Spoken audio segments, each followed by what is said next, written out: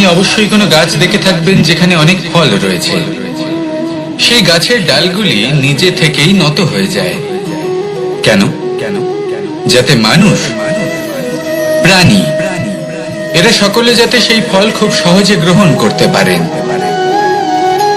এটাই হলো প্রকৃতির শিক্ষা, এটাই হলো প্রকৃতির নিয়ম। মানুষেরও কিছুটা এরকমই হওয়া উচিত। যদি আপনি সাফল্যের চরম সীমায় পৌঁছে যান, অনেক বেশি ধন অর্জন করে ফেলেন, তখন মনে রাখবেন যে আপনি যেন অহংকারী না হয়ে পড়েন। বিনম্র থাকতে হবে। সেই ধনকে ব্যবহার করতে হবে উচিত কাজের জন্য। সেই ধনের দ্বারা সমাজের মঙ্গল করা উচিত। সকল মানুষকে সাহায্য করা উচিত যাদের ধনের অভাব আছে। যদি ধনী হওয়া সত্ত্বেও আপনি ধনের সদ্ব্যবহার এই সমাজের মঙ্গলের জন্য, তার ভালোর জন্য না করেন, যদি আপনি ধন দান না করেন, তাহলে এই ধন অহংকার রূপী বিষে পরিণত হয়ে আপনাকেই নাশ করবে। তাই ফলে ভরা গাছের মতো নত হয়ে থাকুন, বিনম্র হয়ে থাকুন। কখনো কখনো এমন সময় আসবে যখন আমাদের আপনজনের থেকে সাহায্য চাইতে হয়। আমরা সাহায্য চাই আর তারা সাহায্য করেও দেন, আমাদের সংকট থেকে মুক্তও করে দেন। কিন্তু যখন এই সময় বদলে যায়, যখন সুখের সময় আমাদের জীবনে আসে, তখন আমাদের মনে একটা অহংবোধ জেগে ওঠে। মনে হয় উপকার আবার কি? সেই ব্যক্তি সাহায্য করেছিলেন তাতে কি? উনি তো নিজের কর্তব্য পালন করছিলেন। সেই ব্যক্তি আমাদের ধন দিয়েছিলেন যখন প্রয়োজন ছিল, তো আমরা সেই ধন তো ফিরিয়ে দিয়েছি, উপকার কিসের? এই ভাবনা অনুচিত। যদি কোনো ব্যক্তি আপনাকে সাহায্য করে থাকে যখন কেউ করেনি, যখন আপনার সব থেকে বেশি প্রয়োজন ছিল, সেই সাহায্য অমূল্য, আর সেটা উপকারী বটে। যদি কেউ উপকার করেন, তাহলে বিনম্র চিত্তে ভালোবেসে আজীবন তার উপকারের প্রতি কৃতজ্ঞ থাকুন। কারণ সত্যি কথা বলতে এই সংসারে উপকার করার মতো ব্যক্তি খুব কম রয়েছেন, আর উপকারীর কথা মনে রাখেন এমন কৃতজ্ঞ ব্যক্তি আরো কম। সেই জন্য জীবনে কৃতজ্ঞ থাকুন আর আমার সাথে ভালোবেসে বলুন, রাধা রাধা। এবার ধরুন আমাকে দ্বারকা থেকে হস্তিনাপুর যেতে হবে, আর পথে আমি প্রত্যেকটা এমন স্থানে দাঁড়াচ্ছি যেখানে আমার মনে আপ্লুত করার মতো কোনো দৃশ্য দেখতে পাচ্ছি, বা কোনো ব্যক্তিকে দেখতে পাচ্ছি, বা কোনো প্রসঙ্গ দেখতে পাচ্ছি, বা কোনো নাটক দেখতে পাচ্ছি। তাহলে কি আমি কখনো হস্তিনাপুরে উচিত সময়ে পৌঁছতে পারবো? কখনোই নয়। মানুষকেও ঠিক এই কথাটাই মাথায় রাখতে হবে। মানুষ মনের মধ্যে একটা লক্ষ্য স্থির করেন, সেই পথে অগ্রসর হয়ে পড়েন। এবার সেই পথে এগোতে এগোতে অনেক মানুষজন, অনেক ঘটনা, অনেক সমস্যা চলে আসে, যার ফলে তার মন বিচলিত হয়ে পড়ে। যদি মন বিচলিত হয়ে যায়, তাহলে লক্ষ্যের প্রতি কিভাবে একাগ্রচিত্ত হবেন? সেই জন্য অত্যন্ত আবশ্যক যে আপনি সময়ের সদ্ব্যবহার করুন সেই পথে চলার জন্য। সেই পথে সামনে এগোতে থাকুন, চোখ থাকবে শুধু লক্ষ্যের দিকে। যখনই আপনি বুঝবেন যে আপনি লক্ষ্যভ্রষ্ট হচ্ছেন, আবার সেই পথে নিজেকে টেনে আনুন। ঠিক এইভাবেই এগোতে থাকুন, সাফল্যের শিখরে গিয়ে পৌঁছুন, আর সেখানে গিয়ে আনন্দের সাথে উচ্চ স্বরে বলুন, রাধা রাধা। এগুলো হলো নিম পাতা। যদি এগুলো চেখে দেখেন, তাহলে মুখ বিকৃত হবে। এগুলো কি তেতো খেতে, হে নারায়ণ! এর থেকে বেশি তিক্ত সংসারে আর কিছুই হতে পারে না। হয়তো আপনি এগুলো ফেলেও দেবেন, কিন্তু যদি এই স্বাদের ঊর্ধ্বে উঠে এই নিমের বিষয়ে আপনারা জানতে চেষ্টা করেন, তাহলে আপনি জানতে পারবেন যে এই নিম কতটা বেশি গুরুত্বপূর্ণ, কত গুরুত্বপূর্ণ ওষুধ, আর আমাদের শরীরের জন্য কতটা বেশি লাভজনক। এই নিম, এর মধ্যে অনেক রোগের উপশম নিহিত রয়েছে। এবার জীবনে আমরা বিভিন্ন মানুষের সাথে পরিচিত হই, নেত্র দ্বারা তাদের দেখি, কিন্তু তাদের আমরা খুব একটা পছন্দ করি না। সেক্ষেত্রে আমাদের কি করা উচিত? অন্তর মন দিয়ে তাদের দেখা উচিত। ওনাদের রূপ রং নয়, ওনাদের ব্যবহার, ওনাদের গুণাবলী দেখা উচিত। কারণ হতে পারে ঠিক যেমন নিম পাতা বাস্তবে খুব তেতো, কিন্তু আমাদের শরীরের পক্ষে লাভজনক, সেইভাবেই এইসব মানুষ যাদের দেখলে আমাদের ভালো লাগে না, যাদের রূপ রং আমাদের পছন্দ হয় না, হয়তো সেই মানুষগুলোই আমাদের জীবনকে পূর্ণরূপে পাল্টে দিতে পারেন। হতে পারে তাদের মধ্যে এমন ক্ষমতা রয়েছে, আমাদের সুখ, শান্তি, প্রেরণা প্রদান করতে পারেন, আমাদের দুঃখ হরণ করতে পারেন, আমাদের পথ দেখাতে পারেন। সেই জন্য যখনই কোনো ব্যক্তিকে দেখবেন, চর্মচক্ষু নয় অন্তর্মন দিয়ে দেখবেন, রূপ রং নয় গুণাবলী দেখবেন, মানুষকে আরো ভালোভাবে বুঝতে পারবেন। আর এই মন প্রসন্ন হয়ে বলবে, রাধা। আমি দ্বারকাধীশ এবং আমার সভাতে বিভিন্ন সময় বিভিন্ন ধরনের মানুষ আসেন, নিজেদের দাবি নিয়ে, নিজেদের ইচ্ছে নিয়ে। কখনো কেউ ভোজন চান, আবার কখনো কেউ ওষুধ, কখনো কেউ বস্তু চান, কেউ আবার চান বস্ত্র। কারোর জ্ঞান চাই, কারোর ধন চাই, আবার কারোর বাসস্থান। অনেক সময় আমি এই অনুরোধ, এই ইচ্ছে পূর্ণ করি না। এবার আপনি এটা ভাবতেই পারেন যে কৃষ্ণ তো তাহলে লোভী, ওর কাছে তো সবকিছুই রয়েছে, তারপরেও সে নিজের প্রজার ইচ্ছে পূর্ণ করে না, তাদের সমস্যাগুলি বুঝতে পারে না, তাদের সুখ স্বাচ্ছন্দ্য প্রদান করে না। আসল সত্য হলো এটাই যে কোনো সবল ব্যক্তি, যে কোনো গৃহস্থ ব্যক্তি যে কাজ করতে সক্ষম, তার পরিশ্রম দ্বারাই নিজের প্রয়োজনগুলি এবং ইচ্ছেগুলি পূরণ করা উচিত। এটা অত্যন্ত প্রয়োজনীয়। আর এগুলো তিনি করতে পারেন শিল্প, ব্যবসা, আচরণ অথবা জ্ঞানের ভিত্তিতে। এই পথে চলতে হবে, পরিশ্রম করতে হবে, তবেই সে কিছু অর্জন করতে পারবে। এবার এমন কোন ব্যক্তি যার এই সব কিছুতে কোনো রুচি নেই, যে কিছুই করতে চায় না, সে কিছুই অর্জন করতে পারবে না। এবার এরকম কোনো ব্যক্তিকে যদি আমি কোনো বস্তু প্রদান করি, তাহলে কি হবে? সে পরাধীন হয়ে যাবে, আর সেটা উচিত হবে না। তাহলে কি করা উচিত? তাকে পথ দেখানো, তাকে বোঝাতে হবে যে কোন পথে চলে তুমি নিজের লক্ষ্য প্রাপ্ত করতে পারবে। শিল্প, জ্ঞান, আচরণ এবং ব্যবসা, এই পথে কিভাবে চলে সেটা শেখাতে হবে। আর আমি সেটাই করি। তার ফলে কি হয়? ব্যক্তি স্বাধীন হয়ে যায়। সংসারে সে যা চাইবে তাই প্রাপ্ত করতে পারবে, কখনো কারোর থেকে কিছু চাইবার প্রয়োজন পড়বেই না। এই কথাটা সবসময় মনে রাখবেন। যখনই দান করবেন, তা ভাবনা চিন্তা করে এমন ভাবে দান করবেন যাতে সামনের ব্যক্তি স্বাধীন হতে পারেন, পরাধীন নয়। আসুন আমার সাথে ভালোবেসে বলুন, রাধা রাধা।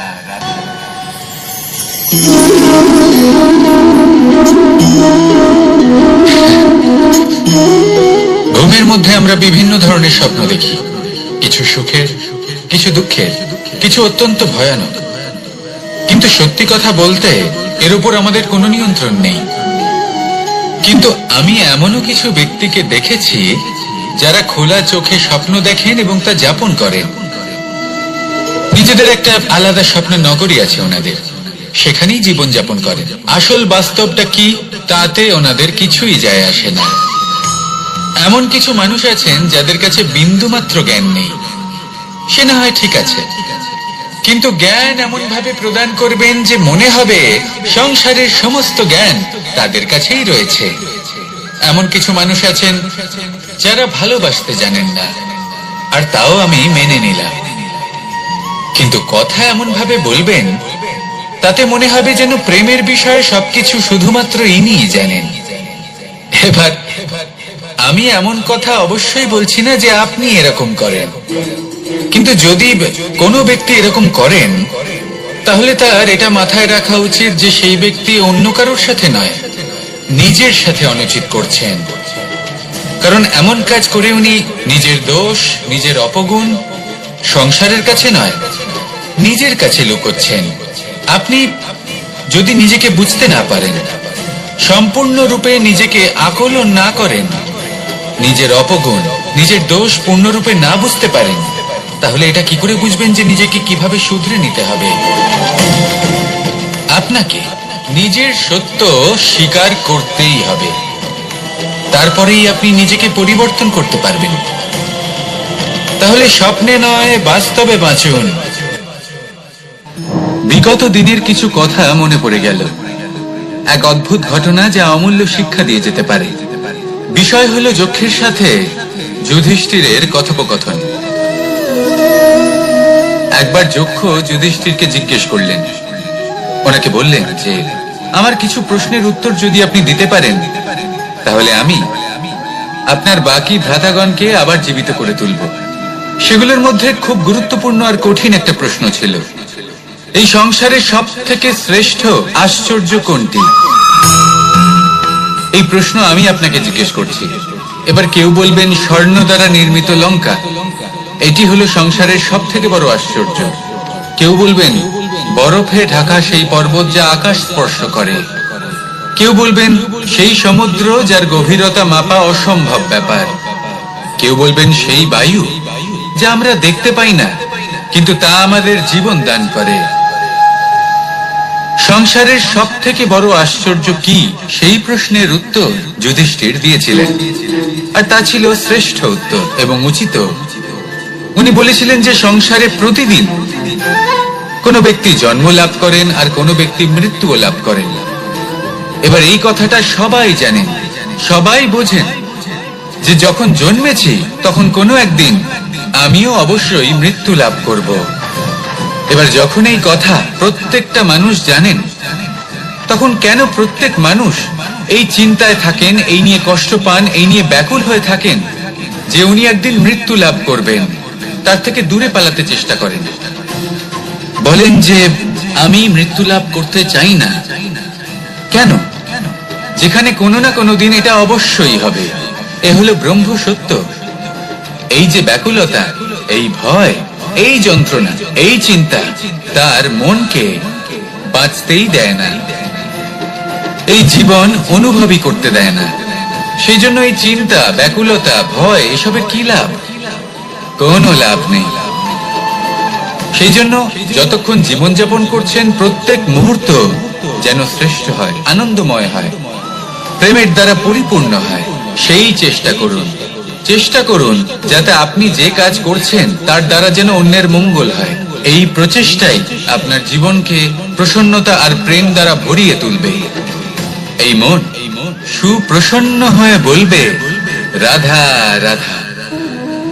এবার যদি আপনাকে জিজ্ঞেস করা হয় যে সব থেকে বেশি শক্তির অনুভব কোথা থেকে করা সম্ভব, তখন কেউ কেউ বলবেন পুষ্টিকর আহার গ্রহণ করলে, ব্যায়াম করলে। কেউ বলবেন ধন লাভ করলে, বন্ধুদের থেকে, পরিবারের থেকে, আদি ইত্যাদি। এইভাবে আপনি শক্তির অনুভব অবশ্যই করতে পারেন, কিন্তু সব থেকে বেশি শক্তির অনুভব যদি আপনি করতে চান তাহলে তা পাবেন শুধু একতার দ্বারা, সংগঠনের দ্বারা। যদি আপনাকে উদাহরণ দিই, নিজের এই হাতটাকে দেখুন, 5টা আঙুল রয়েছে। কোনো একটা বস্তুকে নিজের একটা আঙুল দ্বারা তুলে ধরার চেষ্টা করে দেখুন, বড়ই কষ্ট হবে। তখন আপনি বুঝতে পারবেন যখন এই 5টি আঙুল একত্রিত হয় তখন কোনো কাজ কতটা সহজ হতে পারে। এটাই হলো শক্তি, একতা। সব থেকে ভালো উদাহরণ যদি আপনাকে দিই তাহলে বাঁশি। এই বাঁশি থেকে অত্যন্ত মধুর সুর নির্গত হয় যা সবার মন প্রসন্ন করে দেয়। এই কথা সত্যি, কিন্তু এই বাঁশি আমি একটা বা দুটো আঙুল দিয়ে বাজাতে পারবো না। আমাকে প্রত্যেকটা আঙুল ব্যবহার করতেই হবে, তবেই এর থেকে মধুর সুর নির্গত হবে যা সকলকে প্রসন্ন করবে। ঠিক কিনা? ঠিক এইভাবেই যদি আপনি চান যে আপনার জীবনরূপী বাঁশি থেকেও মধুর সুর নির্গত হোক বা সবার মনকে প্রসন্ন করে তুলুক, তাহলে আপনাকেও জীবনে একতা নিয়ে আসতেই হবে। আপনি একাও কর্ম করতে পারেন, পথ চলতেও পারেন, সামনেও এগোতে পারেন, সাফল্যও লাভ করতে পারেন। কিন্তু যখন সকলে একসাথে এগোবেন, সেই পথে চলবেন, সেই কর্মই করবেন, তখন লক্ষ্যে অবশ্যই পৌঁছবেন, সাফল্য অবশ্যই লাভ করবেন। কিন্তু সেই সাফল্য এবং তার আনন্দের সংমিশ্রণটাই একটু অন্যরকম হবে। তাই জীবনে ঐক্যবদ্ধ হন, একসাথে মিলে এগোতে থাকুন, আর আমার সাথে ভালোবেসে বলুন রাধা রাধা। 2 ধরনের আবেগ রয়েছে যার কোনো মূল্য নেই। আমার কথার অর্থ এটা নয় যে এদের কোনো গুরুত্ব নেই, গুরুত্ব যথেষ্টই রয়েছে, শুধু এদের জন্য আপনাকে কোনো মূল্য দিতে হয় না। প্রথম আবেগ হলো আনন্দ, প্রসন্নতা। এটা আপনি যে কোনো জায়গায় খুঁজে পেতে পারেন যদি আপনি খুঁজে পেতে চান। আপনি কোনো পুষ্পের সৌন্দর্য দেখে প্রসন্ন হতে পারেন।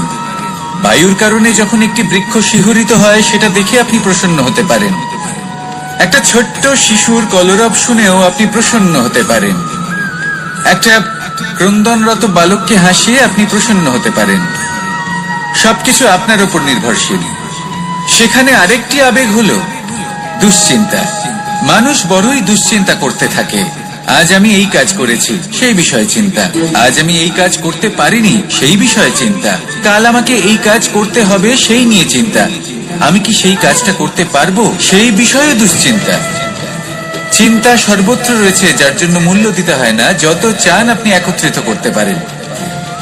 একটা গুরুত্বপূর্ণ কথা মনে রাখবেন, প্রসন্নতা জীবনের একটা নতুন সূত্রপাত। সেখানে দুশ্চিন্তা হলো জীবনের চিতার সমান। এবার এই দুটি আবেগ হলো মূল্যহীন, দুটোই আপনার সামনে আছে। কোনটা চয়ন করবেন আপনি, দুশ্চিন্তা নাকি প্রসন্নতা? সিদ্ধান্ত। আপনি অবশ্যই কোনো গাছ দেখে থাকবেন যেখানে অনেক ফল রয়েছে। সেই গাছের ডালগুলি নিজে থেকেই নত হয়ে যায়। কেন? যাতে মানুষ, প্রাণী, এরা সকলে যাতে সেই ফল খুব সহজে গ্রহণ করতে পারেন। এটাই হলো প্রকৃতির শিক্ষা, এটাই হলো প্রকৃতির নিয়ম। মানুষেরও কিছুটা এরকমই হওয়া উচিত। যদি আপনি সাফল্যের চরম সীমায় পৌঁছে যান, অনেক বেশি ধন অর্জন করে ফেলেন, তখন মনে রাখবেন যে আপনি যেন অহংকারী না হয়ে পড়েন। বিনম্র থাকতে হবে। সেই ধনকে ব্যবহার করতে হবে উচিত কাজের জন্য। সেই ধনের দ্বারা সমাজের মঙ্গল করা উচিত। সকল মানুষকে সাহায্য করা উচিত যাদের ধনের অভাব আছে। যদি ধনী হওয়া সত্ত্বেও আপনি ধনের সদ্ব্যবহার এই সমাজের মঙ্গলের জন্য, তার ভালোর জন্য না করেন, যদি আপনি ধন দান না করেন, তাহলে এই ধন অহংকার রূপী বিষে পরিণত হয়ে আপনাকেই নাশ করবে।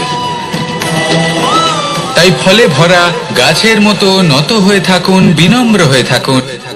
কখনো কখনো এমন সময় আসবে যখন আমাদের আপনজনের থেকে সাহায্য চাইতে হয়।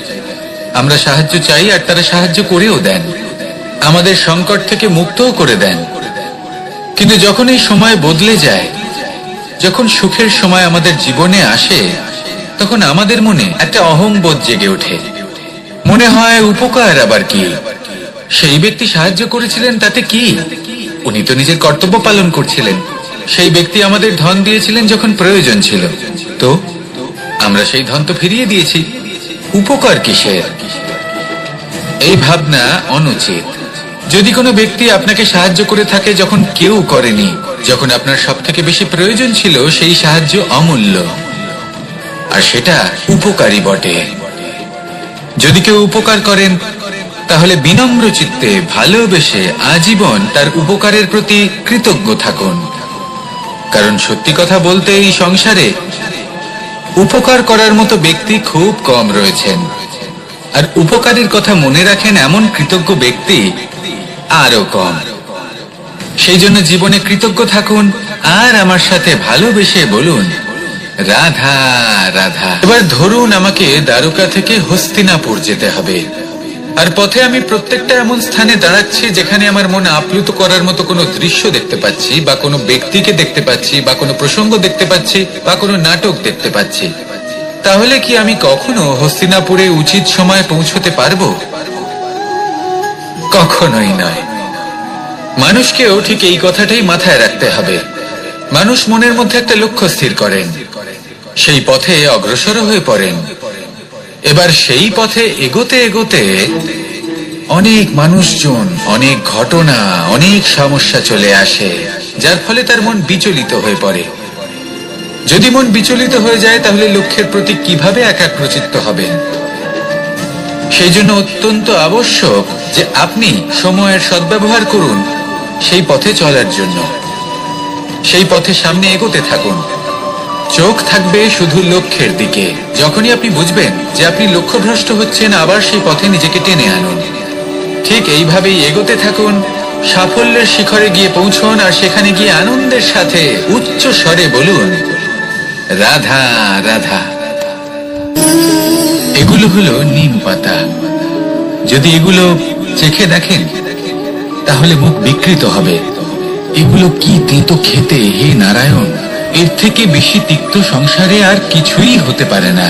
হয়তো আপনি এগুলো ফেলেও দেবেন, কিন্তু যদি এই স্বাদের ঊর্ধ্বে উঠে এই নিমের বিষয়ে আপনারা জানতে চেষ্টা করেন, তাহলে আপনি জানতে পারবেন যে এই নিম কতটা বেশি গুরুত্বপূর্ণ, কত গুরুত্বপূর্ণ ওষুধ, আর আমাদের শরীরের জন্য কতটা বেশি লাভজনক। এই নিম এর মধ্যে অনেক রোগের উপশম নিহিত রয়েছে। এবার জীবনে আমরা বিভিন্ন মানুষের সাথে পরিচিত হই, নেত্র দ্বারা তাদের দেখি, কিন্তু তাদের আমরা খুব একটা পছন্দ করি না। সেক্ষেত্রে আমাদের কি করা উচিত? অন্তর মন দিয়ে তাদের দেখা উচিত। ওনাদের রূপ রং নয়, ওনাদের ব্যবহার, ওনাদের গুণাবলী দেখা উচিত। কারণ হতে পারে ঠিক যেমন নিম পাতা বাস্তবে খুব তেতো কিন্তু আমাদের শরীরের পক্ষে লাভজনক, সেইভাবেই এইসব মানুষ যাদের দেখলে আমাদের ভালো লাগে না, যাদের রূপ রং আমাদের পছন্দ হয় না, হয়তো সেই মানুষগুলোই আমাদের জীবনকে পূর্ণরূপে পাল্টে দিতে পারেন। হতে পারে তাদের মধ্যে এমন ক্ষমতা রয়েছে, আমাদের সুখ, শান্তি, প্রেরণা প্রদান করতে পারেন, আমাদের দুঃখ হরণ করতে পারেন, আমাদের পথ দেখাতে পারেন। সেই জন্য যখনই কোনো ব্যক্তিকে দেখবেন, চর্মচক্ষু নয় অন্তর্মন দিয়ে দেখবেন, রূপ রং নয় গুণাবলী দেখবেন।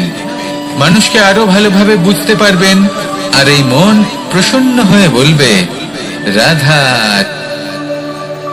আমি দ্বারকাধীশ এবং আমার সভাতে বিভিন্ন সময় বিভিন্ন ধরনের মানুষ আসেন, নিজেদের দাবি নিয়ে, নিজেদের ইচ্ছে নিয়ে।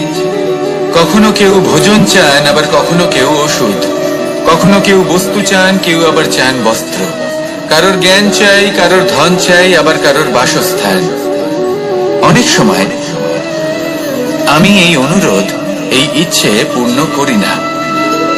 এবার আপনি এটা ভাবতেই পারেন যে কৃষ্ণ তো তাহলে লোভী, ওর কাছে তো সবকিছুই রয়েছে, তারপরেও সে নিজের প্রজার ইচ্ছে পূর্ণ করে না, তাদের সমস্যাগুলি বুঝতে পারে না, তাদের সুখ স্বাচ্ছন্দ্য প্রদান করে না।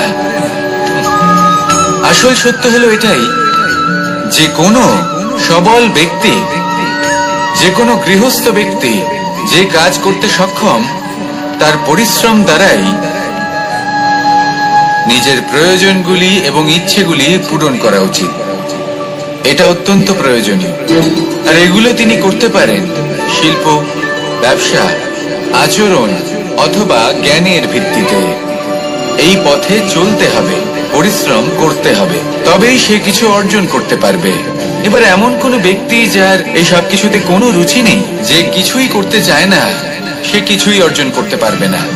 এবার এরকম কোনো ব্যক্তিকে যদি আমি কোনো বস্তু প্রদান করি, তাহলে কি হবে? সে পরাধীন হয়ে যাবে, আর সেটা উচিত হবে না। তাহলে কি করা উচিত? তাকে পথ দেখানো, তাকে বোঝাতে হবে যে কোন পথে চলে তুমি নিজের লক্ষ্য প্রাপ্ত করতে পারবে। শিল্প, জ্ঞান, আচরণ এবং ব্যবসা, এই পথে কিভাবে চলে সেটা শেখাতে হবে, আর আমি সেটাই করি। তার ফলে কি হয়? ব্যক্তি স্বাধীন হয়ে যায়। সংসারে সে যা চাইবে তাই প্রাপ্ত করতে পারবে, কখনো কারোর থেকে কিছু চাইবার প্রয়োজন পড়বেই না। এই কথাটা সবসময় মনে রাখবেন। যখনই দান করবেন তা ভাবনা চিন্তা করে এমন ভাবে দান করবেন যাতে সামনের ব্যক্তি স্বাধীন হতে পারেন, পরাধীন নয়। আসুন আমার সাথে ভালোবেসে বলুন রাধা রাধা।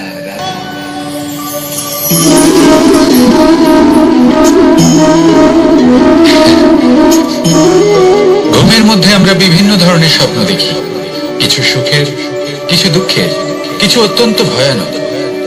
কিন্তু সত্যি কথা বলতে এর উপর আমাদের কোনো নিয়ন্ত্রণ নেই। কিন্তু আমি এমনও কিছু ব্যক্তিকে দেখেছি যারা খোলা চোখে স্বপ্ন দেখেন এবং তা যাপন করেন। নিজেদের একটা আলাদা স্বপ্ন নগরী আছে ওনাদের, সেখানেই জীবন যাপন করেন। আসল বাস্তবটা কি তাতে ওনাদের কিছুই যায় আসে না। এমন কিছু মানুষ আছেন যাদের কাছে বিন্দুমাত্র জ্ঞান নেই, সে না হয় ঠিক আছে, কিন্তু জ্ঞান এমন ভাবে প্রদান করবেন যে মনে হবে সংসারের সমস্ত জ্ঞান তাদের কাছেই রয়েছে। এমন কিছু মানুষ আছেন যারা ভালোবাসতে জানেন না, আর তাও আমি মেনে নিলাম। কিন্তু কথা এমন ভাবে বলবেন তাতে মনে হবে যেন প্রেমের বিষয়ে সবকিছু শুধুমাত্র ইনিই জানেন। এবার আমি এমন কথা অবশ্যই বলছি না যে আপনি এরকম করেন, কিন্তু যদি কোনো ব্যক্তি এরকম করেন তাহলে তার এটা মাথায় রাখা উচিত যে সেই ব্যক্তি অন্য কারোর সাথে নয়, নিজের সাথে অনুচিত করছেন। কারণ এমন কাজ করে উনি নিজের দোষ, নিজের অপগুণ সংসারের কাছে নয়, নিজের কাছে লুকোচ্ছেন। আপনি যদি নিজেকে বুঝতে না পারেন, সম্পূর্ণরূপে নিজেকে আকলন না করেন, নিজের অপগুণ, নিজের দোষ পূর্ণরূপে না বুঝতে পারেন, তাহলে এটা কি করে বুঝবেন যে নিজেকে কিভাবে শুধরে নিতে হবে? আপনাকে নিজের সত্য স্বীকার করতেই হবে, তারপরেই আপনি নিজেকে পরিবর্তন করতে পারবেন। তাহলে স্বপ্নে নয়, বাস্তবে বাঁচুন। বিগত দিনের কিছু কথা মনে পড়ে গেল, এক অদ্ভুত ঘটনা যা অমূল্য শিক্ষা দিয়ে যেতে পারে। বিষয় হলো যক্ষের সাথে যুধিষ্ঠিরের কথোপকথন। একবার যক্ষ যুধিষ্ঠিরকে জিজ্ঞেস করলেন, ওনাকে বললেন যে আমার কিছু প্রশ্নের উত্তর যদি আপনি দিতে পারেন তাহলে আমি আপনার বাকি ভ্রাতাগণকে আবার জীবিত করে তুলব। সেগুলোর মধ্যে খুব গুরুত্বপূর্ণ আর কঠিন একটা প্রশ্ন ছিল, এই সংসারে সব থেকে শ্রেষ্ঠ আশ্চর্য কোনটি? এই প্রশ্ন আমি আপনাকে জিজ্ঞেস করছি। এবার কেউ বলবেন স্বর্ণ দ্বারা নির্মিত লঙ্কা, এটি হলো সংসারের সব থেকে বড় আশ্চর্য। কেউ বলবেন বরফে ঢাকা সেই পর্বত যা আকাশ স্পর্শ করে। কেউ বলবেন সেই সমুদ্র যার গভীরতা মাপা অসম্ভব ব্যাপার। কেউ বলবেন সেই বায়ু যা আমরা দেখতে পাই না, কিন্তু তা আমাদের জীবন দান করে। সংসারের সব থেকে বড় আশ্চর্য কি, সেই প্রশ্নের উত্তর যুধিষ্ঠির দিয়েছিলেন, আর তা ছিল শ্রেষ্ঠ উত্তর এবং উচিত। উনি বলেছিলেন যে সংসারে প্রতিদিন কোনো ব্যক্তি জন্ম লাভ করেন আর কোনো ব্যক্তি মৃত্যুও লাভ করেন। এবার এই কথাটা সবাই জানেন, সবাই বোঝেন যে যখন জন্মেছি তখন কোনো একদিন আমিও অবশ্যই মৃত্যু লাভ করব। এবার যখন এই কথা প্রত্যেকটা মানুষ জানেন, তখন কেন প্রত্যেক মানুষ এই চিন্তায় থাকেন, এই নিয়ে কষ্ট পান, এই নিয়ে ব্যাকুল হয়ে থাকেন যে উনি একদিন মৃত্যু লাভ করবেন, তার থেকে দূরে পালাতে চেষ্টা করেন? বলেন যে আমি মৃত্যু লাভ করতে চাই না। কেন? যেখানে কোনো না কোনো দিন এটা অবশ্যই হবে। এ হলো ব্রহ্ম সত্য। এই যে ব্যাকুলতা, এই ভয়, এই যন্ত্রণা, এই চিন্তা তার মনকে বাঁচতেই দেয় না, এই জীবন অনুভবই করতে দেয় না। সেই জন্য এই চিন্তা, ব্যাকুলতা, ভয় এসবের কি লাভ? কোনো লাভ নেই। সেই জন্য যতক্ষণ জীবনযাপন করছেন প্রত্যেক মুহূর্ত যেন শ্রেষ্ঠ হয়, আনন্দময় হয়, প্রেমের দ্বারা পরিপূর্ণ হয়, সেই চেষ্টা করুন। চেষ্টা করুন যাতে আপনি যে কাজ করছেন তার দ্বারা যেন অন্যের মঙ্গল হয়। এই প্রচেষ্টাই আপনার জীবনকে প্রসন্নতা আর প্রেম দ্বারা ভরিয়ে তুলবে। এই মন সুপ্রসন্ন হয়ে বলবে রাধা রাধা। এবার যদি আপনাকে জিজ্ঞেস করা হয় যে সব থেকে বেশি শক্তির অনুভব কোথা থেকে করা সম্ভব, তখন কেউ কেউ বলবেন পুষ্টিকর আহার গ্রহণ করলে, ব্যায়াম করলে। কেউ বলবেন ধন লাভ করলে, বন্ধুদের থেকে, পরিবারের থেকে আদি ইত্যাদি। এইভাবে আপনি শক্তির অনুভব অবশ্যই করতে পারেন, কিন্তু সব থেকে বেশি শক্তির অনুভব যদি আপনি করতে চান তাহলে তা পাবেন শুধু একতার দ্বারা, সংগঠনের দ্বারা। যদি আপনাকে উদাহরণ দিই, নিজের এই হাতটাকে দেখুন, 5টা আঙুল রয়েছে। কোনো একটা বস্তুকে নিজের একটা আঙুল দ্বারা তুলে ধরার চেষ্টা করে দেখুন, বড়ই কষ্ট হবে। তখন আপনি বুঝতে পারবেন যখন এই 5টি আঙুল একত্রিত হয় তখন কোনো কাজ কতটা সহজ হতে পারে। এটাই হলো শক্তি, একতার। সব থেকে ভালো উদাহরণ যদি আপনাকে দিই তাহলে বাঁশি। এই বাঁশি থেকে অত্যন্ত মধুর সুর নির্গত হয় যা সবার মন প্রসন্ন করে দেয়। এই কথা সত্যি। কিন্তু এই বাঁশি আমি একটা বা দুটো আঙুল দিয়ে বাজাতে পারবো না, আমাকে প্রত্যেকটা আঙুল ব্যবহার করতেই হবে। তবেই এর থেকে মধুর সুর নির্গত হবে, যা সকলকে প্রসন্ন করবে, ঠিক কিনা? ঠিক এইভাবেই যদি আপনি চান যে আপনার জীবনরূপী বাঁশি থেকেও মধুর সুর নির্গত হোক বা সবার মনকে প্রসন্ন করে তুলুক, তাহলে আপনাকেও জীবনে একতা নিয়ে আসতেই হবে। আপনি একাও কর্ম করতে পারেন, পথ চলতেও পারেন, সামনেও এগোতে পারেন, সাফল্যও লাভ করতে পারেন। কিন্তু যখন সকলে একসাথে এগোবেন, সেই পথে চলবেন, সেই কর্মই করবেন, তখন লক্ষ্যে অবশ্যই পৌঁছবেন, সাফল্য অবশ্যই লাভ করবেন। কিন্তু সেই সাফল্য এবং তার আনন্দের সংমিশ্রণটাই একটু অন্যরকম হবে। তাই জীবনে ঐক্যবদ্ধ হন, একসাথে মিলে এগোতে থাকুন, আর আমার সাথে ভালোবেসে বলুন, রাধা রাধা। দুই ধরনের আবেগ রয়েছে যার কোনো মূল্য নেই। আমার কথার অর্থ এটা নয় যে এদের কোনো গুরুত্ব নেই, গুরুত্ব যথেষ্টই রয়েছে, শুধু এদের জন্য আপনাকে কোনো মূল্য দিতে হয় না। প্রথম আবেগ হলো আনন্দ, প্রসন্নতা। এটা আপনি যে কোনো জায়গায় খুঁজে পেতে পারেন যদি আপনি খুঁজে পেতে চান।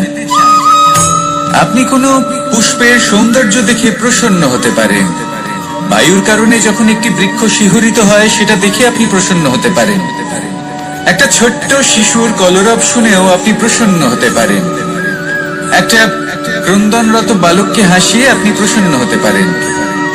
সবকিছু আপনার উপর নির্ভরশীল। সেখানে আরেকটি আবেগ হলো দুশ্চিন্তা। মানুষ বড়ই দুশ্চিন্তা করতে থাকে। আজ আমি এই কাজ করেছি, সেই বিষয়ে চিন্তা। আজ আমি এই কাজ করতে পারিনি, সেই বিষয়ে চিন্তা। কাল আমাকে এই কাজ করতে হবে, সেই নিয়ে চিন্তা। আমি কি সেই কাজটা করতে পারবো, সেই বিষয়ে দুশ্চিন্তা। চিন্তা সর্বত্র রয়েছে, যার জন্য মূল্য দিতে হয় না। যত চান আপনি একত্রিত করতে পারেন। একটা গুরুত্বপূর্ণ কথা মনে রাখবেন, প্রসন্নতা জীবনের একটা নতুন সূত্রপাত। সেখানে দুশ্চিন্তা হলো জীবনের চিতার সমান। এবার এই দুটি আবেগ হলো মূল্যহীন, দুটোই আপনার সামনে আছে। কোনটা চয়ন করবেন আপনি, দুশ্চিন্তা নাকি প্রসন্নতা? সিদ্ধান্ত। কে পৌঁছানো অত্যন্ত কঠিন হয়। কেউ ভাবেন যে কেন এত কঠিন হয়, কেন এত কষ্ট করতে হয় লক্ষ্যে পৌঁছানোর জন্য। এই লক্ষ্য সরলভাবে কেন আমার কাছে চলে আসে না? চলুন আপনাকে একটা কথা বলি, যদি আপনার লক্ষ্য কঠিন না হয় তাহলে তাকে পাওয়া আপনার পক্ষে অসম্ভব হয়ে উঠবে।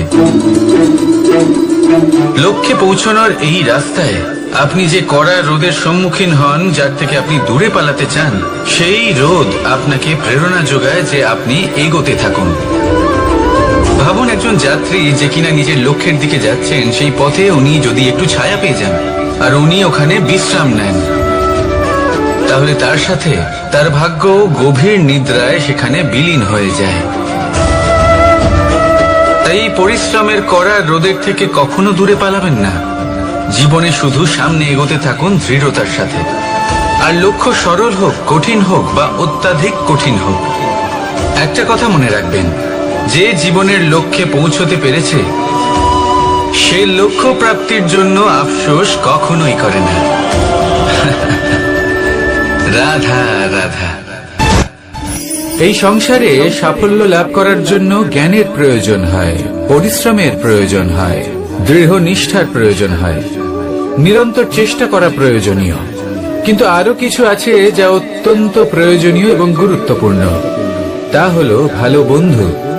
তাদের থাকা অত্যন্ত প্রয়োজনীয়। যদি ভালো বন্ধু থাকে তাহলে সময় এলে তারা ঢাল হয়ে আপনাকে সুরক্ষা করবেন। সময় এলে অস্ত্রের মতো শত্রুকে সংহারও করবেন। যদি তিনি জ্ঞানী হন, তাদের মধ্যে সদ্গুণ থাকে, তাহলে এই সব গুণ আপনার মধ্যেও প্রবেশ করবে। তাহলে সাফল্যের জন্য ভালো বন্ধু পাওয়া অত্যন্ত প্রয়োজনীয়। কিন্তু শুধু বন্ধু কেন, ভালো শত্রুও থাকা প্রয়োজনীয়। এবার আপনি ভাববেন, আমি কি বললাম? যদি আপনার জীবনেও ভালো অর্থাৎ শক্তিশালী শত্রু থাকে, তাহলে আপনিও শক্তিশালী হতে থাকবেন। এই শত্রু আপনাকে প্রেরিত করবে আরো বেশি শক্তিশালী হয়ে ওঠার। কখনো কোনো হরিণকে দেখুন, তীব্র গতিতে দৌড়তে থাকে। কেন তীব্র গতিতে দৌড়ে? এই কারণে নয় যে কোথাও তার জন্য মধুর ঘাস অপেক্ষা করে রয়েছে, না,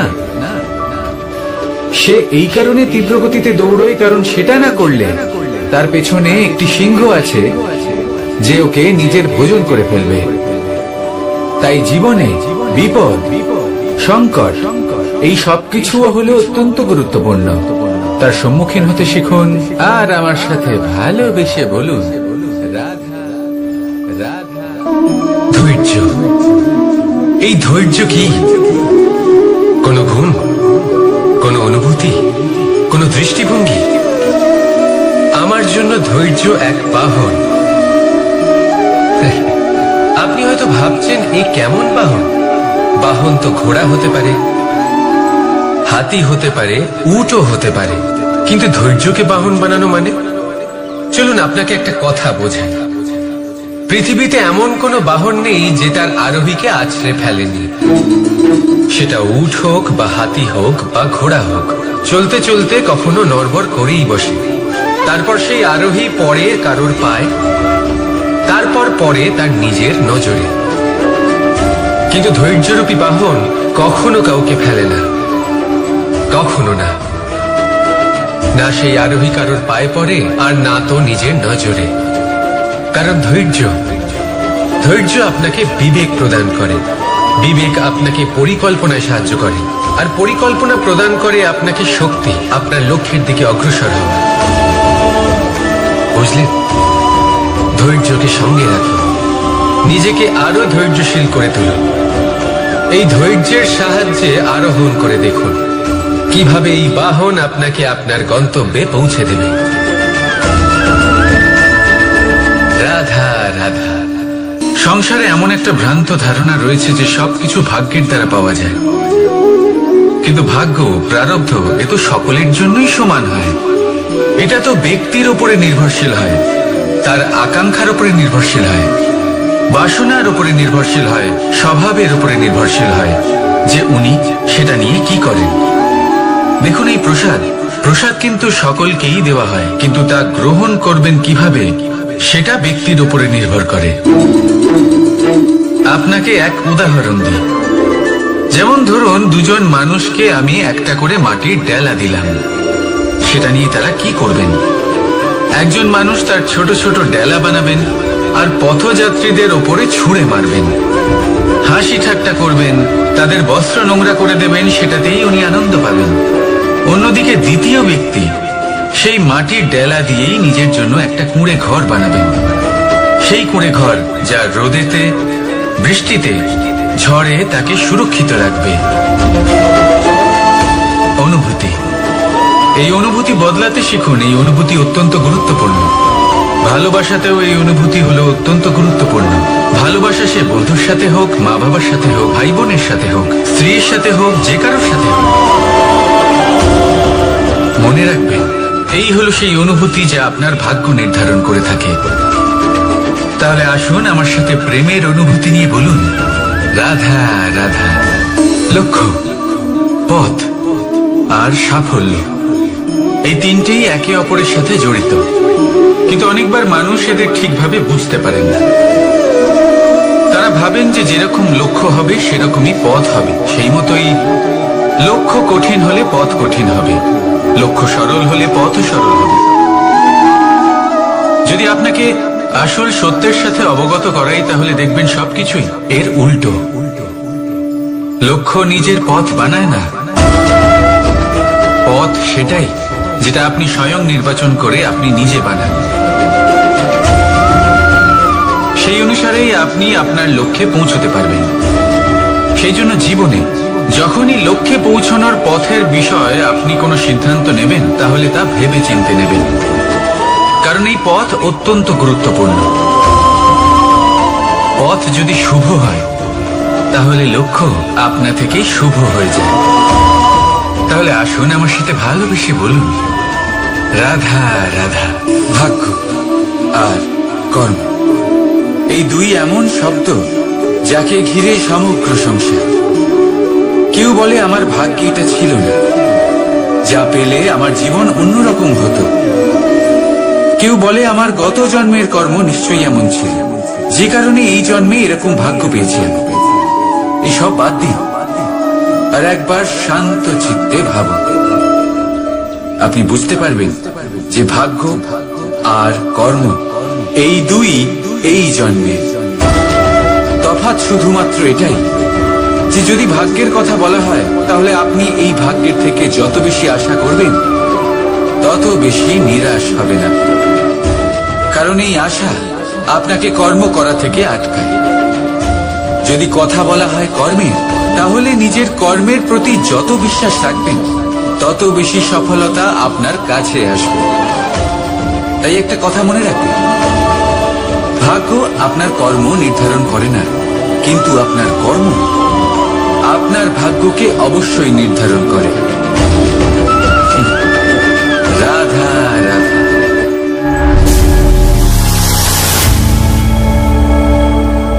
প্রকৃতি, নিয়তি কখনোই কারোর সাথে পক্ষপাত করে না, প্রত্যেককে জীবন দান দেয়, সমান সুযোগ প্রদান করে। এটা সেই ব্যক্তির উপরে নির্ভর করে যে সে কিভাবে তার থেকে লাভবান হয়ে উঠবে, তার নির্বাচনের উপর নির্ভর করে, তার দৃষ্টিভঙ্গির উপর নির্ভর করে যে সে কতটা ধনাত্মক বা কতটা নেতিবাচক। দুই ধরনের মানুষ হন। এমন কিছু মানুষ হন যারা প্রত্যেক পরিস্থিতি, প্রত্যেক সমস্যা এবং বিপদে সুযোগ খুঁজে বের করেন, আর কিছু এমন মানুষ রয়েছেন যারা যে কোনো সুযোগে কোথাও না কোথাও থেকে একটা সমস্যা খুঁজে বের করেন। এবার আপনি কি চান? আপনি সুযোগ চান, তাহলে সুযোগ পাবেন। আপনি সমস্যা পেতে চান, সমস্যা তো আপনি চাইলেই খুঁজে পাবেন। চয়ন আপনারই, যে আপনি কতটা ধনাত্মক থাকতে চান, কতটা নেতিবাচক থাকতে চান। ধনাত্মক থাকুন, জীবনে সব কিছু সম্ভব হবে। আসুন আর আমার সাথে ভালোবেসে বলুন রাধা রাধা। যখনই আমরা কথা বলি জলরাশির বিষয়ে, যখন আমরা তুলনা করি, তখন আমাদের খুব ভালো লাগে মিষ্টি সরোবর, পুকুর, নদী, আর আমরা অপেক্ষা করে থাকি সাগরের জন্য, সমুদ্রের জন্য। কেন করি? কারণ এই সাগর, এই সমুদ্র, এ হলো অত্যন্ত বিশাল আর ভয়ানক। এর জলও কিন্তু নোনতা, যা আমরা পান করতে পারি না। কখনো ভেবে দেখেছেন এই সমুদ্রের অন্তরে এই নোনতা জল, এই নোনতা ভাব, এটা আসে কোত্থেকে? এই যে সমুদ্র, যে প্রবাহমান নদীর থেকে যে খনিজ নির্গত হয়, তার ভান্ডার হলো এটা। সেই খনিজকে নিজের অন্তরে গ্রহণ করে, সেই নোনতা ভাব নিজের মধ্যে সমাহিত করে, আর তারপর সেই নোনতা জল বাষ্পে পরিণত হয়ে ওপরে উঠে যায়, যা মেঘ হয়ে আপনার ওপর মিষ্টি বৃষ্টি হয়ে ঝরে পড়ে। এ হলো সমুদ্রের ত্যাগ, যার জন্য আপনি মিষ্টি জল পান করতে পারছেন, সে নদী থেকেই হোক বা সরোবর থেকে। সেই জন্যই হয়তো সাগর হলো এত মহান, হয়তো সেই জন্যই রত্ন সাগরে পাওয়া যায়। তাই মনে রাখবেন, ক্ষমতা তারই হয় যে ত্যাগ করতে জানে, কোনো বিষকে নিজের মধ্যে ধারণ করে নিতে জানে। তাহলে আপনিও এটাই করুন, এতটাই শক্তিশালী হয়ে উঠুন, আর আমার সাথে ভালোবেসে বলুন রাধা রাধা। রাজ্য, শাসন, সাম্রাজ্য, সংস্থাপনা, এগুলিকে সফল কখন বলা যেতে পারে? কোনো বুদ্ধিজীবী বলেন তখন যখন চারিদিকে শান্তি থাকে, কারোর মনে কোনো প্রশ্ন থাকবে না, শঙ্কা থাকবে না। কিন্তু আমার মনে হয় এটা অনুচিত। কোনো রাজ্যের পক্ষে বা কোনো শাসনকালে সব থেকে বড় সংকট তখন আসে যখন সব থেকে বেশি যোগ্য ব্যক্তি বা সব থেকে বেশি বিদ্বান ব্যক্তিও শুধু মুখদর্শক হয়ে বসে থাকেন। মনে প্রশ্ন আসতে থাকে কিন্তু জিজ্ঞেস করেন না, শঙ্কা উৎপন্ন হয় কিন্তু ব্যক্ত করতে পারেন না। এটা খুবই অনুচিত। এই যে প্রশ্ন, তা আসা খুব ভালো। এই প্রশ্ন অকারণে আসে না, কোনো সমস্যার কারণেই আসে। এই প্রশ্নের দ্বারা আপনি সেই সমস্যাগুলি দেখতে পাবেন যাতে আপনি এতদিন অনভিজ্ঞ ছিলেন। আর যত প্রশ্নের নিবারণ আপনি করবেন, ততই আপনার রাজ্য, আপনার শাসন আরো শ্রেষ্ঠ হয়ে উঠবে। এই প্রশ্ন, এই শঙ্কা, এগুলো আপনাকে সমাধানের চূড়াতে অবশ্যই নিয়ে যাবে। সেই জন্য না প্রশ্ন করা অনুচিত আর না শঙ্কা ব্যক্ত করা অনুচিত। আর না তিনি মূর্খ যিনি প্রশ্ন করেন, শঙ্কা ব্যক্ত করেন। তাই এনাদের কখনো দূরে করে দেবেন না, এনাদের নিজস্ব মতামত রাখতে দিন। যখন সবাই মিলে একমত হবেন তখন নিশ্চিত রূপে বলা যায় যে এই রাজ্য, এই শাসন, এই সংস্থাপনা সাফল্যের শিখরে রয়েছে। তাহলে আসুন আর আমার সাথে ভালোবেসে বলুন, রাধা রাধা। কোনো কোনো প্রাণী, মানুষ অত্যন্ত চঞ্চল হয়, একদম জলের মতো। জলও অত্যন্ত চঞ্চল, অত্যন্ত উৎসুক। জল সবসময় উৎসুক হয়ে থাকে আকাশের কাছে যাবার জন্য। সেই জন্য সে নিজেকে জ্বালায়, বাষ্প হয়, আর আকাশে পৌঁছে মেঘে সমাহিত হয়ে যায়। তারপর সেই জল উৎসাহিত হয়ে থাকে যে ও কবে বৃষ্টির ধারা হয়ে মাটিতে ঝরে পড়বে। প্রখর বায়ুর বেগ সহ্য করে। আপনি কি কখনো কোনো জলের ধারা দেখেছেন? তার সামনে যতই মাটি থাকুক না কেন, যতই কাদা থাকুক না কেন, যখন এই জলের ধারা বইতে আরম্ভ করে দেয় তখন এই কাদাকে নিজেই ধুয়ে নিয়ে যায়। ওই কাদাকে ধুয়ে দেয় এবং নিজের পথ নিজেই তৈরি করে নেয়। তাহলে আপনিও এরকম জলের মতো হয়ে উঠুন। যদি হয়ে উঠতে পারেন তাহলে নিজের মনে, নিজের ভাবনার, নিজের জীবনের যত অনাবশ্যক তত্ত্ব আছে, অনুপযোগী অংশ রয়েছে, অর্থাৎ অপরিষ্কার অংশ রয়েছে, তা নিজে থেকেই নির্মল হয়ে উঠবে। আর যেরকম জলের ধারা কখনো থেমে থাকে না, সব সময় বয়ে চলে, সেইভাবে আপনিও কখনোই থামবেন না। সবসময় বয়ে চলুন, এগোতে থাকুন। পথে যদি অনেক বিপদ আসে, সমস্যা আসে, থামবেন না, তার উপর নিরন্তর প্রহার করুন, নিরন্তর প্রয়াস করুন আর অগ্রসর হন। আপনি ভেবে দেখুন, এই জলের ধারা কখনো থেমে থাকে না, সবসময় বয়ে চলে, বিপদের সম্মুখীন হয়ে তাকে সাথে বয়ে নিয়ে চলে। সেই জন্য জলের ধারা, প্রবাহমান এই ধারা, এর থেকে কখনো দুর্গন্ধ আসে না, এতে কখনো ময়লা জমতে পারে না, বরং পালিত হয় সুন্দর প্রাণবন্ত জীবজন্তু, যেমন সুন্দর ছোট মাছ। তাই আপনিও এটাই করুন, কখনো থামবেন না, শুধু চলতে থাকুন, জলের ধারার মতো বইতে থাকুন। আপনি আপনার লক্ষ্য অবশ্যই খুঁজে পাবেন, আর তার সাথে নিজের অন্তরের যে মালিন্য রয়েছে তা আপনি নিজেই নিজের থেকে দূরে করে দেবেন। তাহলে আসুন আর আমার সাথে ভালোবেসে বলুন, রাধা রাধা। সময়, জীবন, কাল। দেখতে গেলে এই তিনটি শব্দ একটি শব্দেরই সমার্থক শব্দ মনে হয়, কিন্তু এই শব্দগুলির অর্থ কি সমান? কখনোই নয়। হ্যাঁ, এই সময় চলতে থাকে, জীবন চলতে থাকে, কালচক্র চলতে থাকে। এই সময় কেটে যায়, কিন্তু এই জীবন, একে যাপন করতে হয়। কি বলেন? এই জীবনে কিছু করুন বা কিছু না করুন, জীবন এমনি কেটে যাবে, আপনি জানতেও পারবেন না। কিন্তু সেটা আমাদের উদ্দেশ্য নয়, একে যাপন করতে হবে। এই জীবনে প্রেরণা পেতে শিখুন, প্রেরণা দিতে শিখুন, আহ্বান গ্রহণ করতে শিখুন, আহ্বান জানাতে শিখুন, মহান কাজ করতে শিখুন, ধন্যাত্মক বোধ জাগিয়ে তুলুন। জীবন অতিবাহিত করার অর্থ কি তা আপনি শিখে যাবেন। কারণ সময় কেটে যায়, সমস্ত যুগ কেটে যায়, কিন্তু জীবনের রীতি জীবন কাটিয়ে দেওয়া নয়, জীবন যাপন করা। এই জীবন সম্পূর্ণরূপে অনুভব করতে হবে, নতুন পথ বানাতে হবে। এবারে যদি এই জীবন বাঁচার সময় একবার ভেবে দেখুন, যদি মনে প্রেম থাকে, সদ্ভাবনা থাকে, তাহলে কি হবে?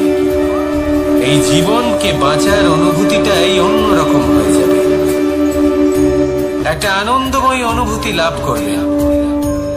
তাহলে এটাই করুন আর আমার সাথে ভালোবেসে বলুন, রাধা রাধা। এবার অনেক সময় মানুষের মনে এরকম প্রশ্ন আসে যে এই সংসারে সব থেকে বড় বিপদ কি? কেউ বলে ধর্ম সংকট, আবার কেউ বলে প্রাণের উপর আসা সংকট। প্রত্যেক মানুষের জীবনে বিভিন্ন সংকট আসে, আর এই সমস্ত সংকট অত্যন্ত বিচিত্র হতে পারে। এই সমস্ত সংসার হলো সংকট দ্বারা পরিপূর্ণ। ঠিক আছে, আপনাকে একটা উদাহরণ দিই। একজন ধনী ব্যক্তি, এবার ওনার জীবনে সংকট কি হতে পারে? সংকট এটাই যে কেউ তার সম্পত্তি চুরি না করে নেয়, আমরা বুঝতে পারছি। এবার একজন চোর, তার জীবনে সংকট কি হতে পারে? যে চুরি করার সময় সে যদি তার একটা কাশি চাপতে না পারে, তাহলে সে ধরা পড়ে যেতে পারে, ঠিক কিনা? আবার অনেক সময় এমনও হয় যে যার জন্য আমি সংকট, সেও আমার কাছে সংকট। যেমন এই পরিস্থিতিতে দেখুন, সংকট হলো সংকট, এ তো জীবনে থাকবে, কিন্তু এর সম্মুখীন কিভাবে হওয়া যায়? বিপদ আপদ আপনাকে সন্ত্রস্ত করে রাখতে পারে, কিন্তু এই বিপদ প্রত্যেকের জীবনে কোনো না কোনো কারণে থাকে। এটা আপনাকে দেখায় যে আপনার মধ্যে কি খামতি রয়েছে, কেন রয়েছে। এই বিপদ হলো সেই মাধ্যম যার দ্বারা আপনি নিজের দুর্বলতাকে নিজের শক্তিতে পরিবর্তন করতে পারেন। একটা ফুলের দিকে তাকান। একটা ফুল, তার বুকে যখন একটা সূচ বিঁধে এপার ওপার হয়ে যায়, শুধু তখনই আমাদের প্রভুর জন্য ফুলের মালা তৈরি করা যায়। সেই জন্য কখনোই বিপদকে ভয় পাবেন না, তার থেকে দূরে পালাবেন না, একে স্বাগত জানান। বোঝার চেষ্টা করুন এই বিপদ কেন আছে। যদি বিপদকে বুঝতে পারেন তবেই জীবনকে বুঝতে পারবেন। যদি জীবনকে বুঝতে পারেন তবে এই বিপদকে সম্পদে পরিণত করতে পারবেন। আসুন আর আমার সাথে ভালোবেসে বলুন, রাধা রাধা। কখনো কখনো মনে এই ভাবনা আসতেই পারে যে ঈশ্বর আজ পর্যন্ত এত রূপে অবতীর্ণ হয়েছেন, এতবার এই পৃথিবীতে এসেছেন, তারপরেও এই সংসারে কোথাও না কোথাও এই পাপ বসবাস করে। এটার কারণ কি?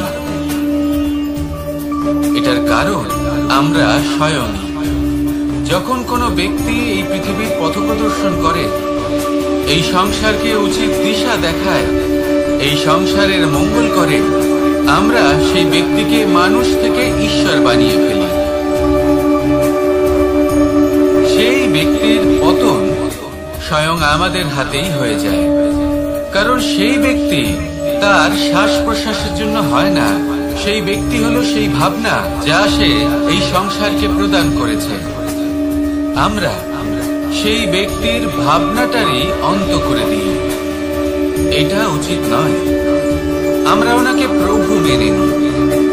প্রভু মানার পর আমরা ওনার কাছে প্রার্থনা করি, হে প্রভু আমাদের সাহায্য করুন। যদি উনি প্রভুও হন, তাও উনি পৃথিবীতে এসেছেন মনুষ্য রূপে। যা কর্ম করেছেন, যা শক্তি প্রাপ্ত করেছেন, এই দেহ থেকেই প্রাপ্ত করেছেন। আপনাদের এটা বোঝানোর জন্য যে এই কাজ আপনিও করতে পারেন। যারা সৎ আত্মা থাকেন, তাদের জন্য সর্বশ্রেষ্ঠ শ্রদ্ধাঞ্জলি হলো এটাই যে আপনি তাদের পদচিহ্ন অনুসরণ করে চলুন। না ওনাদের স্মরণে থাকুন, না পুষ্পের মালা ওনাদের চরণে রাখুন, বরং তাদের ভাবনাকে অনুসরণ করে সেই ভাবনা নিয়ে এগিয়ে চলুন। এটা না শুধু আপনার জন্য, বরং সমগ্র সংসারের জন্য লাভদায়ক। তাহলে এটাই করুন আর আমার সাথে ভালোবেসে বলুন, রাধা রাধা। যখন কঠোর রোদে আমাদের শরীর উত্তপ্ত হয়ে যায়, আমরা গরম অনুভব করি, তখনই যদি বর্ষা হয় আর বৃষ্টির জলের ফোঁটা আমাদের শরীরে এসে পড়ে, তখন কেমন অনুভূতি হয়? বর্ষার এই জলের ফোঁটা যখন ধরিত্রীতে পড়ে, তখন যে নাদ উৎপন্ন হয়, মনে হয় যেন এক সঙ্গীত। এমন এক সঙ্গীত যা স্থিরতার সাথে আমাদের বুঝিয়ে দেয় যে এই সূর্যের উত্তাপ, এই রোদ, তা চিরকালের জন্য থাকবে না। সূর্যের কিরণের যতই তেজ থাকুক, যখন বর্ষা আসবে এই রোদের কিরণকে শীতল করবে। সূর্যের তেজ যতই বেশি হোক না কেন, কখনো না কখনো কালো মেঘ আসবে আর সূর্যকে ঢেকে দেবে। অর্থাৎ এই প্রকৃতি আমাদের শিক্ষা দেয় যে কারোর প্রকাশ, যে কারোর মেধা চিরকাল টিকে থাকে না। এবার যদি কথা বলি অন্ধকারের বিষয়ে, তবে রাত্রির কালো অন্ধকারকে একটা জোনাকির আলো পরাজিত করে। অর্থাৎ অন্ধকারও চিরকালের জন্য বজায় থাকে না। এটা কি আমরা বুঝলাম? তবে আপনাদের দুটো সহজ প্রশ্ন করব। জীবনে যখন কিছুই আপনাদের সাথে চিরকাল থাকবে না, তাহলে অহংকার কি নিয়ে? আর জীবনে যদি প্রত্যেক দুঃখ, বিপদ, সমস্যা একটা সময় পর আপনাকে ছেড়ে চলে যায়, তাহলে পরাজয় মানবেন কেন? এই দুশ্চিন্তা ত্যাগ করুন, এই অহংকার ত্যাগ করুন, আসক্তি ত্যাগ করুন। আপনি কি কখনো কোনো জলের ধারা দেখেছেন? তার সামনে যতই মাটি থাকুক না কেন, যতই কাদা থাকুক না কেন, যখন এই জলের ধারা বইতে আরম্ভ করে দেয়, তখন এই কাদাকে নিজেই ধুয়ে নিয়ে যায়। ওই কাদাকে ধুয়ে দেয় এবং নিজের পথ নিজেই তৈরি করে নেয়। তাহলে আপনিও এরকম জলের মতো হয়ে উঠুন। যদি হয়ে উঠতে পারেন, তাহলে নিজের মনে, নিজের ভাবনার, নিজের জীবনের যত অনাবশ্যক তত্ত্ব আছে, অনুপযোগী অংশ রয়েছে, অর্থাৎ অপরিষ্কার অংশ রয়েছে, তা নিজে থেকেই নির্মল হয়ে উঠবে। আর যেরকম জলের ধারা কখনো থেমে থাকে না, সব সময় বয়ে চলে, সেইভাবে আপনিও কখনোই থামবেন না। সবসময় বয়ে চলুন, এগোতে থাকুন। পথে যদি অনেক বিপদ আসে, সমস্যা আসে, থামবেন না। তার উপর নিরন্তর প্রহার করুন, নিরন্তর প্রয়াস করুন, আর অগ্রসর হন। আপনি ভেবে দেখুন, এই জলের ধারা কখনো থেমে থাকে না, সবসময় বয়ে চলে। বিপদের সম্মুখীন হয়ে তাকে সাথে বয়ে নিয়ে চলে। সেই জন্য জলের ধারা, প্রবাহমান এই ধারা, এর থেকে কখনো দুর্গন্ধ আসে না, এতে কখনো ময়লা জমতে পারে না, বরং পালিত হয় সুন্দর প্রাণবন্ত জীবজন্তু, যেমন সুন্দর ছোট মাছ। তাই আপনিও এটাই করুন, কখনো থামবেন না, শুধু চলতে থাকুন, জলের ধারার মতো বইতে থাকুন। আপনি আপনার লক্ষ্য অবশ্যই খুঁজে পাবেন, আর তার সাথে নিজের অন্তরের যে মালিন্য রয়েছে, তা আপনি নিজেই নিজের থেকে দূরে করে দেবেন। তাহলে আসুন আর আমার সাথে ভালোবেসে বলুন, রাধা রাধা। সময়, জীবন, কাল। দেখতে গেলে এই তিনটি শব্দ একটি শব্দেরই সমার্থক শব্দ মনে হয়, কিন্তু এই শব্দগুলির অর্থ কি সমান? কখনোই না। হ্যাঁ, এই সময় চলতে থাকে, জীবন চলতে থাকে, কালচক্র চলতে থাকে। এই সময় কেটে যায়, কিন্তু এই জীবন, একে যাপন করতে হয়। কি বলেন? এই জীবনে কিছু করুন বা কিছু না করুন, জীবন এমনি কেটে যাবে, আপনি জানতেও পারবেন না। কিন্তু সেটা আমাদের উদ্দেশ্য নয়, একে যাপন করতে হবে। এই জীবনে প্রেরণা পেতে শিখুন, প্রেরণা দিতে শিখুন, আহ্বান গ্রহণ করতে শিখুন, আহ্বান জানাতে শিখুন, মহান কাজ করতে শিখুন, ধন্যাত্মক বোধ জাগিয়ে তুলুন। জীবন অতিবাহিত করার অর্থ কি, তা আপনি শিখে যাবেন। কারণ সময় কেটে যায়, সমস্ত যুগ কেটে যায়, কিন্তু জীবনের রীতি জীবন কাটিয়ে দেওয়া নয়, জীবন যাপন করা।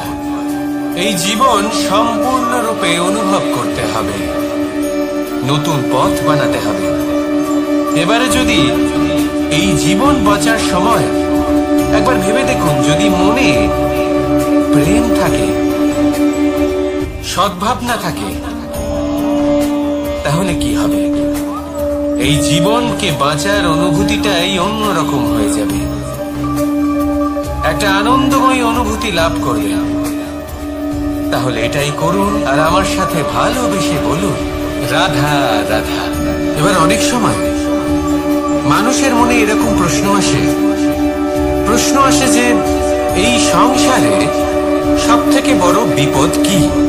কেউ বলে ধর্ম সংকট, আবার কেউ বলে প্রাণের উপর আসা সংকট। প্রত্যেক মানুষের জীবনে বিভিন্ন সংকট আসে, আর এই সমস্ত সংকট অত্যন্ত বিচিত্র হতে পারে। এই সমস্ত সংসার হলো সংকট দ্বারা পরিপূর্ণ। ঠিক আছে, আপনাকে একটা উদাহরণ দিই। একজন ধনী ব্যক্তি, এবার ওনার জীবনে সংকট কি হতে পারে? সংকট এটাই যে কেউ তার সম্পত্তি চুরি না করে নেয়, আমরা বুঝতে পারছি। এবার একজন চোর, তার জীবনে সংকট কি হতে পারে?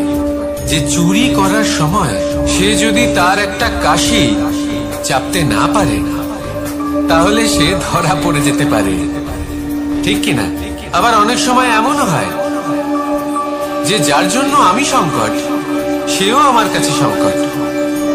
যেমন এই পরিস্থিতিতে দেখুন, সংকট হলো সংকট, এ তো জীবনে থাকবে, কিন্তু এর সম্মুখীন কিভাবে হওয়া যায়?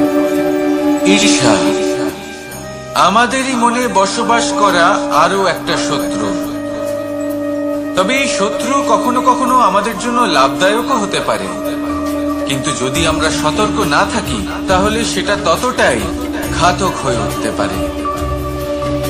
যদি আপনার কোনো প্রতিদ্বন্দ্বী থেকে থাকে যে এগিয়ে চলেছে, তাকে দেখে আপনার মনে ঈর্ষা উৎপন্ন হয়, আর ঈর্ষাবশত আপনি নিরন্তর চেষ্টা করতে থাকেন, পরিশ্রম করতে থাকেন সামনে এগোনোর জন্য, তাহলে তার দ্বারা আপনার বিকাশই হবে। কিন্তু যদি আপনি নিজের বিরোধীকে শেষ করতে দেওয়ার জন্য অগ্রসর হন, তাকে বিনাশ করার জন্য অগ্রসর হন, তাহলে এই ঈর্ষা প্রথমে আপনার বিনাশ অবশ্যই করবে। একটা কথা আছে, এটা পশু প্রবৃত্তি, আপনি শুধুই নিজের বিকাশের কথা ভাববেন। তিনিই হলেন প্রকৃত মানুষ, যিনি অন্য মানুষের জন্য প্রাণও দিতে পারেন। এই ঈর্ষা যদি আপনাকে বিকাশের পথে নিয়ে যেতে পারে তাহলে খুবই ভালো। যদি আপনাকে অন্য কাউকে বিনাশ করে দেওয়ার পথে অগ্রসর করে, তাহলে তার থেকে দূরে থাকাই ভালো। যেমন ধরুন, আপনার কাছে একটা সূচ আছে, যার দ্বারা আপনি ছেঁড়া কাপড়ও সেলাই করতে পারবেন বা অন্য কারোর পাত্রে ছিদ্রও করে দিতে পারবেন। আপনি কি চাইবেন, নিজের বিকাশ নাকি অন্য কারোর বিনাশ? সিদ্ধান্ত আপনারই। আসুন আর আমার সাথে ভালোবেসে বলুন, রাধা রাধা। বিষ এবং অমৃত, এর ভিত্তিতেই সংসার চক্র চলতে থাকে। যখন সমুদ্র মন্থন হয়েছিল তখন এই দুই প্রাপ্ত হয়েছিল। প্রথমে বিষ পাওয়া গেল, তারপর অমৃত। জীবন মন্থন করলেও এগুলো লাভ করা যায়। এবার এই যে বিষ, তা হলো অমৃতের থেকে অনেক বেশি শক্তিশালী এবং সেই জন্যই অনেক বেশি ঘাতকও। এবার বোঝার চেষ্টা করি এই বিষ আসলে কি। যে কোনো বস্তু বা কোনো ভাব যদি মাত্রার থেকে বেশি পরিমাণে আপনার কাছে থাকে, প্রয়োজনের থেকে বেশি আপনার কাছে থাকে, তাহলে সেটা আপনার কাছে বিষ সমান হতে পারে। তা সে ধন হোক, শক্তি হোক, সম্মান হোক, ইত্যাদি ইত্যাদি। যদি আপনার কাছে এমন কিছু থেকে থাকে যা মাত্রার থেকে বেশি পরিমাণে আপনার কাছে আছে, তাহলে তাকে ভাগ করতে শিখুন। যদি আপনি ভাগ করতে শিখে যান, তাহলে এই বিষই আপনার জন্য অমৃতে পরিণত হবে, আর তাদের কাছেও অমৃত সমান হয়ে উঠবে যাদের এই সাহায্যের প্রয়োজন। তাহলে ভাগ করে নিতে শিখুন আর আমার সাথে ভালোবেসে বলুন, রাধা রাধা। মানুষ বড়ই বিচিত্র প্রাণী। অধিক থেকে অধিকতর ধন লাভ করার চেষ্টায় নিজের শরীরকে নষ্ট করে ফেলেন, নিজের শক্তি হারিয়ে ফেলেন, নিজের সামর্থ্য হারিয়ে ফেলেন। আর যে ধন লাভ করেন সেটা কোথায় যায়? সেই শক্তি, সেই সামর্থ্যকে আবার ফিরে পাওয়ার জন্য। আর কিছু মানুষ জীবন এমন ভাবে যাপন করেন যেন তা কখনোই শেষ হবে না, কিন্তু শেষ তো সবারই হবে। আর যখনই শেষটা কাছে চলে আসে, তখন মানুষ এটা বুঝতে পারেন যে সে জীবনকে উপভোগ করেন। তার কারণটা কি? লালসা। এই লালসা জন্ম দেয় লোভকে, আর এই লোভ জন্ম দেয় আপনারই বিনাশকে। সেই জন্য আজ আপনার কাছে যা কিছু আছে, যেমনটা আছে, তার সাথে জীবন যাপন করুন, পূর্ণরূপে যাপন করুন। আপনার কাছে যতই ধন, শক্তি, মান থাকুক, তা সবার মধ্যে ভাগ করতে শিখুন। ভাগ করলে ভালোবাসা বাড়ে, আর এই ভালোবাসা দ্বারা জীবন আরো সুখময় হয়ে ওঠে। তাহলে আসুন আর আমার সাথে ভালোবেসে বলুন, রাধা রাধা।